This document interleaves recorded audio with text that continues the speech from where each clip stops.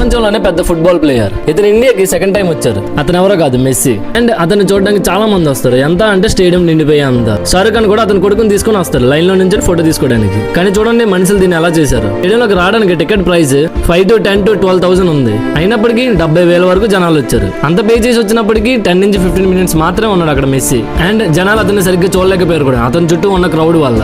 And మెస్సీతో photo తీసుకోవడానికి 10 lakh rupees ని demand చేశారు. ఇప్పుడు మెస్సీ ఫ్యాన్స్ ఇంత ఖర్చు పెట్టి వచ్చినందుకు కనీసం 1 minute కూడా చూడలేకపోయారు.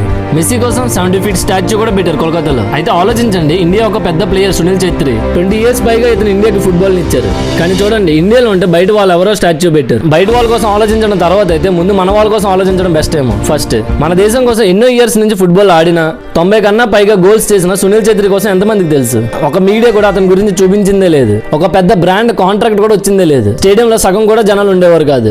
ఇది మన ఇండియా ప్లేయర్ ఉన్న రెస్పెక్ట్. మెస్సీ ఒక గొప్ప ప్లేయర్, అతను గౌరవించడం తప్పు కాదు. కానీ మన దగ్గర ఉన్న ప్లేయర్ ని కూడా గౌరవించాలి కదా. ఈ వీడియో గురించి మీరేమంటారా? కామెంట్ సెక్షన్ లో చెప్పండి. అలాగే ఇలాంటి మరిన్ని వీడియోస్ కోసం అకౌంట్ ఫాలో చేసుకోండి.